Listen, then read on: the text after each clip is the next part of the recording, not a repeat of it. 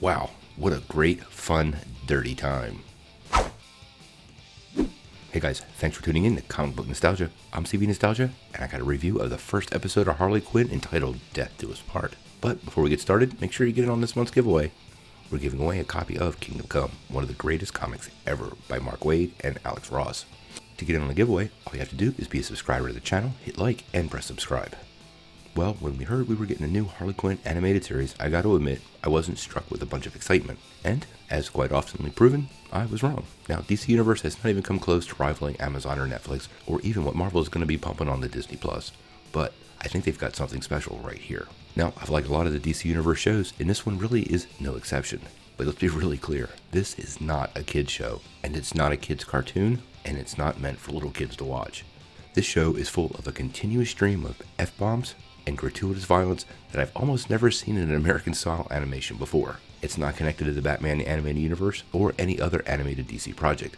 The show is clearly a hodgepodge of influences. For me, it's very close to the New 52 Harley Quinn by writer Jimmy Palmiotti and Amanda Conner. The art style kind of evokes Conner's covers, and there's similar emphasis on trying to move Harley outside of that huge shadow that the Joker casts. There's also a little bit of almost Dark Knight Returns, maybe Brave and the Bold style Batman in this, but that might be because it's voiced by Dietrich Bader, who actually voiced him in Batman Brave and the Bold. It has an incredibly good sense of humor, the writing is great, and more than a little bit, it spoofs DC characters in a way that fans will really love. Now, one of the best parts about this show is the voice acting. We've had some pretty big voices fill the Harley Quinn role before, in the form of Arlene Sorkin and Tara Strong. Kaylee Cuoco had quite a hill to climb, and she knocks a grand slam.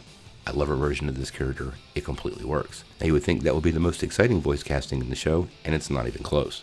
Alan Tudyk's Joker is awesome, and I find myself liking this character not more than Mark Hamill's animated version, but darn close. There's a ton of new characters in this show, but the main voice cast, at least in this episode, is actually rounded out by Lake Bell's Poison Ivy. Now the show is almost Poison Ivy show as much as it is Harley's, and their relationship in this show is probably the most endearing part of the story. Now, there's a lot of blood and gore and fun in this episode, and I'm going to try not to give too many spoilers in this very first review recap, but let's just say this first episode is basically about Harley breaking free of Joker. Think of the title of Birds of Prey, The Emancipation of Harley Quinn. That's what you're getting in this first episode.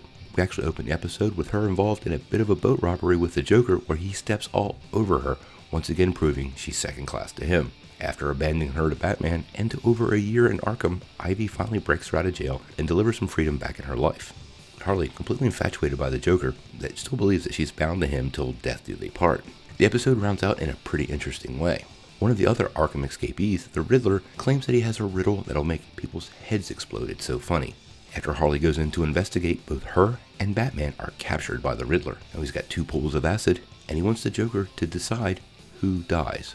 Now in Harley's mind, of course she's going to save him, but it turns out the Joker doesn't love Harley. He actually really loves Batman. At least the relationship with Batman, and chooses to save Batman and let Harley be dropped into a vat of acid.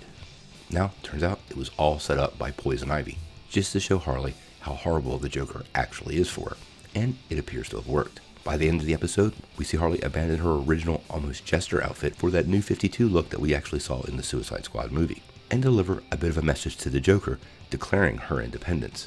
Now again, I wanted to warn everybody, this isn't a show for kids, and I wouldn't let them watch it. But overall, it was a darn good time. I left out a lot of details from this first episode, so I don't want you to think this is a complete recap. I wanted to leave a lot of the surprise for you, the fan, because it's that much fun. You have no idea how much I want to rant and rave about alcoholic Jim Gordon. That's right, alcoholic Jim. I'm going to give this first episode an 8.5 out of 10. Obviously, things can get a little better, and I've actually seen the rest of the series, and it does get better. And I highly recommend you check the show out. So tell me what you think of the first episode of Harley Quinn. Sound off in the comments below. If you like this video, make sure you press like, click subscribe, and if you don't ring that bell, you won't get any updates. Peace.